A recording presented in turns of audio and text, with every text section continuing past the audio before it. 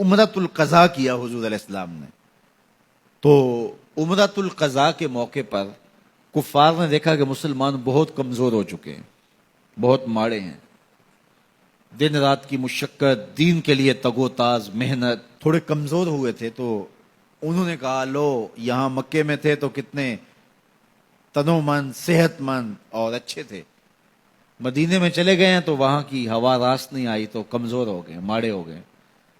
تو حضور علیہ السلام نے صحابہ کو آج جب طواف کرو تو پہلے 3 چکر رمل کے طور پہ جو ہے وہ کندھے اچکا کے، جس اکھاڑے میں پہلوان نہیں چلتا چھوٹے چھوٹے قدم بڑھتے ہوئے، کہا پہلے 3 چکر یوں لگاؤ تاکہ ان کو بتاؤ کہ ہم ماڑے نہیں، ہم تگڑے ہیں. اللہ اکبر. تو پہلے 3 چکر کفار کو جلانے کے لیے اور پھر دوسرے 4 چکر رب کو منانے کے لیے.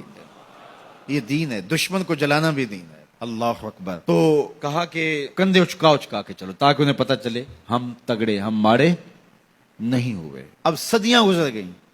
اب تو جب ہم حج کرتے ہیں یا عمرہ کرتے ہیں تو رمل کے پہلے 3 چکر اچکا کے کندھے اور اٹکلیاں کرتے ہوئے چلتے ہیں. تو چھتوں پہ اوپر تو ہمارے بھائی ہی طواف کر رہے ہوتے ہیں. اب تو مکے کی سرزمین میں کوئی کافر نہیں بستا، تو اب کس کو دکھلا رہے ہیں؟ کہا دکھلا کسی کو نہیں رہے، نماز محبت ادا کر رہے، کسی کی ادا کو ادا کر رہے. حج ماضی سے ہمیں جوڑتا ہے، اسی رسم کو ادا کر رہے ہیں. اللہ اکبر. دیکھیے مؤذن کے لیے جب وہ اذان دے تو کیا کہے؟ حی علی الصلاۃ حی علی الفلاح. جب حی علی الصلاۃ کہے تو چہرہ ادھر پھیرے، جب حی علی الفلاح کہے تو رخ ادھر پھیرے. تحول وجہ، چہرے کا پھیرنا، یہ مسنون ہے. کیوں؟ اس لیے کہ اذان جب دے رہا ہے وہ چھت پہ کھڑا ہے. حضرت بلال حبشی ایک انصاری صحابیہ کے چھت پہ، اونچا چھت تھا، اس پہ کھڑے ہو کر کے جو ہے وہ اذان دیا کرتے تھے. پھر اس کے بعد یہ میزانہ، مینار جس کہتے ہیں، اس کو عربی میں کہتے ہیں میزانہ. میزانہ کا معنی اذان دینے کی جگہ. یہ اب منار بطور علامت بنائے جاتے ہیں، وہ یاد تازہ کر لی جاتی ہے ماضی کی، اور مینار کا اب مقصد وہ نہیں رہا، صرف اس یاد کو باقی رکھا گیا ہے. تو یہ میزانہ، اذان دینے کی جگہ، اونچی جگہ پہ کھڑے ہو جاؤ، پوری بستی میں اذان کی آواز جائے. تو حی علی الصلاۃ اور حی علی الفلاح پر دائیں اور بائیں آپ رخ پھیریں. اس کا کیا مطلب کہ جو ادھر کے لوگ ہیں ان کو بھی آواز چلی جائے اور جو ادھر کے لوگ ہیں ان کو بھی آواز چلی جائے.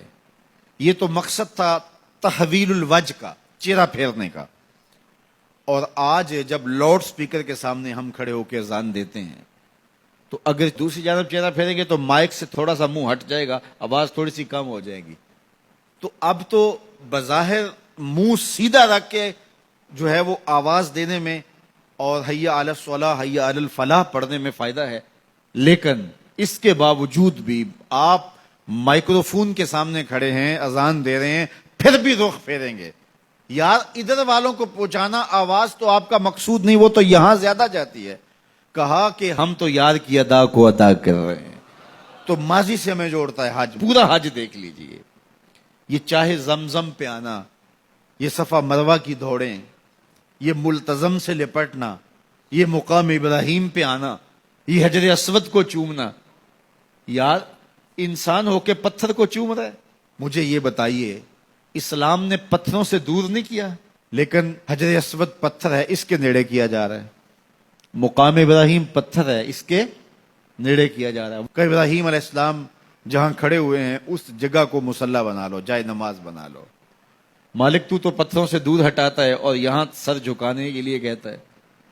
فرمایا کہ یہی تو میں بتانا چاہتا ہوں، محبت کی اگر بولی سمجھتے ہو تو اپنے ڈیرے سے یار کا ڈیرا اچھا لگتا ہے. اتنی دیر تک تمہارا طواف نہیں مانوں گا جب تک وہاں پیشانی نہیں رگڑو گے جہاں یار کے قدم آئے. اللہ کے گھر کا طواف کر لیا، کسر باقی نہیں رہی. لیکن کہا کہ قبول تب ہوگا جب 2 رکعتیں پڑھو گے. کہاں؟ مقام ابراہیم پہ. میرے گھر کا طواف کر لیا، لیکن محبت کی زبان سمجھتے ہو تو اپنے ڈیرے سے یار کا ڈیرا اچھا لگتا ہے. تمہیں یہاں ماتھا رگڑنا پڑے گا جہاں میرے خلیل کے قدم آئے ہیں.